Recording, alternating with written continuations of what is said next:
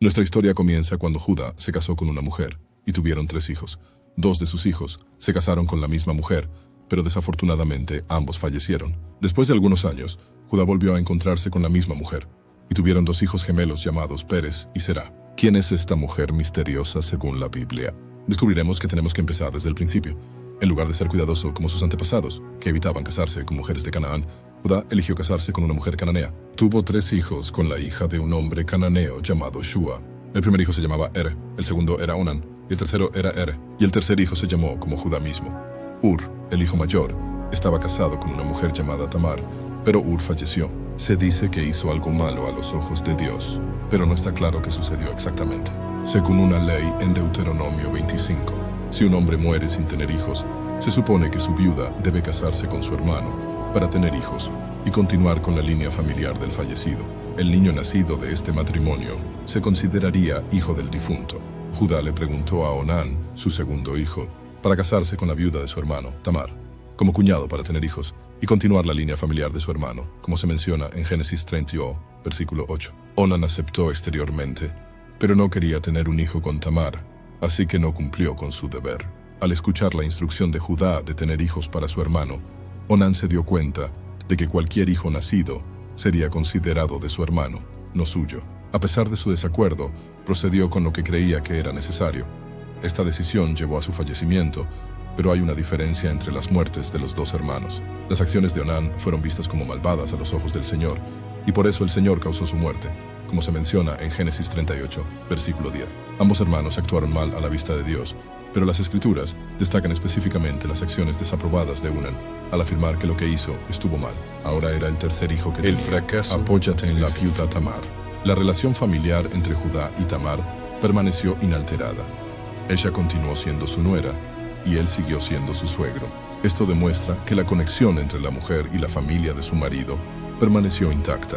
Sin embargo, porque Judá temía que su tercer hijo también pudiera morir si se emparejaba con Tamar, se negó a organizar un matrimonio entre ellos. Parecía haber un sentimiento de culpa y un elemento destructivo que afectaba a cualquiera asociado con ella. Resultó que Tamar guardó su secreto y no se lo reveló a Judá. Judá le dijo a su nuera Tamar que viviera como viuda en la casa de su padre hasta que su hijo Shela creciera, como se indica en Génesis 38, versículo 11. La intención de Judá, según algunos comentaristas de la Biblia, era esencialmente rechazar a Tamar con desdén. Quería romper relaciones con ella y la mandó de vuelta a su familia. Pensó que podría ser arriesgado casarla con Sheila mientras él era joven, especialmente después de escuchar sobre cómo se habían comportado sus otros hijos hacia ella. Judá esperaba que cuando Sheila creciera, actuara de manera diferente a como lo habían hecho sus hermanos y que Tamar pudiera casarse con alguien más. No quería romper completamente la conexión familiar, por eso se preocupó cuando descubrió el comportamiento de Tamar. Para evitar cualquier contacto entre ellos, Judá envió a Tamar lejos de su hogar. Después de algún tiempo, la esposa de Judá falleció. Hasta ahora, personajes como Er, Onán, Sheila y la hija de Shua son menos prominentes en la historia. Principalmente sirven como trasfondo para entender el carácter de Tamar. A partir de este punto, la historia cambia de enfoque a Tamar, mientras ella comienza a actuar. Mientras Judá buscaba consuelo en encontrar otra esposa, Tamar no lo hizo. Ella continuó vistiéndose como una viuda. Tamar se mantuvo informada sobre lo que estaba ocurriendo en la casa de Judá.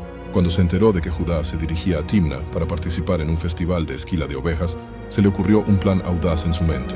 Decidió no dejar que otros controlaran sus acciones, especialmente Judá. En cambio, decidió afirmar su independencia. En un movimiento valiente, Tamar eligió fingir ser una prostituta. Ella comprendió los riesgos para su reputación e incluso su vida si su plan fallaba. Para evitar que Judá la reconociera, se cubrió con un velo. Judá cayó inocentemente en su trampa.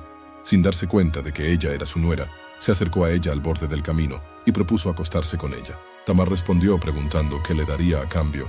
Como se menciona en Génesis 38, versículo 16, Judá se encontró incapaz de pagar los servicios de una prostituta, indicando que no esperaba encontrarse con una. Cuando Tamar pidió una garantía a cambio de sus servicios, solicitó su sello, cordón y bastón, artículos de mayor valor que la cabra que tenía intención de ofrecer. A pesar de esto, impulsado por su deseo, Judá aceptó sus términos, suponiendo que podría enviarle fácilmente el pago prometido una vez que llegara a Timná, hacia donde se dirigía. Sin que Judá lo supiera, Tamar no tenía intención de usar la prenda para el pago. En cambio, estaba planeando secretamente un esquema engañoso para engañar a Judá. Al llegar a Timná, Judá cumplió su promesa y confió la prenda a un amigo, un cananeo, para que la recuperara de la mujer. Sin embargo, no pudieron encontrarla. Sabiamente, Judá decidió no complicar más el asunto, reconociendo que habían buscado y no podían localizar a la mujer, por lo que no era su culpa. Aproximadamente 3 meses después, Judá se enteró de que su nuera, Tamar, estaba acusada de prostitución y ahora estaba embarazada. En Génesis 38, versículo 24, la reacción de Judá a la noticia fue exigir que se trajera a Tamar y se quemara hasta la muerte. Esta respuesta se debió a recibir 2 piezas de noticias inquietantes. Primero, que ella estaba involucrada en la prostitución, y segundo, que estaba embarazada. Su embarazo sorprendió especialmente a la gente. Tamar era conocida como la prometida de Shaila. Por eso, la noticia se presentó específicamente a Judá, refiriéndose a ella como su nuera. Sus acciones fueron vistas como un insulto al honor de su familia, lo que llevó a Judá a emitir un juicio severo. El castigo para ella es ser quemada.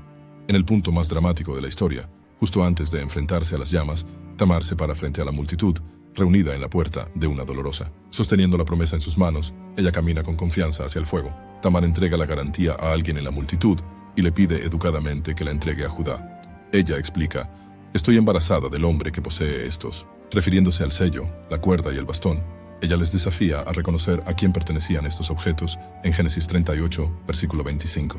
En esta situación, Judá enfrentó un conflicto serio, y su respuesta podría haberlo hecho parecer tonto delante de la gran multitud. Fue irónico que condenara a alguien como criminal, mientras él mismo estaba actuando de una manera que podría verse como comportamiento criminal. Si negara la verdad, sería una grave injusticia. Después de una cuidadosa consideración, Judá no respondió inmediatamente. Su respuesta final fue: «Ella es más justa que yo». La justicia no estaba de mi lado, sino del suyo. Aunque él no sabía quién era ella sabía quién era él. A pesar de esto, ella tomó las acciones que hizo. Luego, el autor de la Biblia interrumpe la historia, mencionando que habían pasado 3 meses de su embarazo, y la próxima actualización probablemente sería sobre el nacimiento. El final abrupto de la descripción en este momento dramático retrata a Tamar no como una criminal, sino como una mujer valiente y heroica que arriesgó su vida. A través de un milagro, fue salvada de una muerte terrible. En los ojos de la gente de Adalam, ella no había pecado en absoluto. Según la ley cananea aceptada, si los hijos no cumplen con su deber, el suegro tiene la autoridad para estar con la viuda. En la historia, Judá eligió seguir su propio conjunto de reglas, desviándose de las normas aceptadas. El autor del texto no expresó ninguna opinión específica sobre Tamar, ni positiva ni negativa. Sin embargo, se puede encontrar otra perspectiva de un autor sobre el carácter de Tamar en el libro de Ruth. Hay varias similitudes entre las historias de Tamar y Judá y Naomi y Ruth. Ambas historias involucran a 4 individuos principales: Elimelech, Naomi, Marlon y Chilión. Entre estos, solo Naomi permanece en un caso, mientras que en el otro se le encuentra muerta. El otro solo queda Judá entre los 4. Tanto en la tierra de Adulam como en Moab, 2 mujeres extranjeras desempeñan roles significativos al casarse con estas familias. Ruth expresa: «Tu pueblo será mi pueblo, y tu Dios mi Dios», en Ruth 1, verso 16. Por otro lado, Tamar, en una circunstancia diferente, también vincula su destino a la familia con la que está asociada, a pesar de que el comportamiento de su esposo fue inapropiado. Las acciones de Tamar parecían extremas, considerando que había otras formas legales de satisfacer los sentimientos de su suegra, sin arriesgar su vida. Sin embargo, eligió un camino drástico para asegurar su lugar dentro de la familia, a pesar de la situación con su esposo. Tamar ocupa un lugar único en la historia, no solo como la primera extranjera, sino también la primera en ser integrada en la genealogía de Israel, incluso antes que Ruth. El autor del libro de Ruth establece una conexión entre ellos, particularmente al expresar una bendición: «Que tu familia sea como la de Pérez, a quien Tamar trajo a Judá». Tamar sirve como una figura ejemplar contra quien la gente de Belén evalúa a Ruth, la moabita, mujer blanca. En contraste con el silencio del autor anterior sobre Tamar, el escritor de Ruth comparte su perspectiva. Tanto Tamar como Ruth son mujeres extraordinarias que forman parte de una línea directa que conduce al rey David.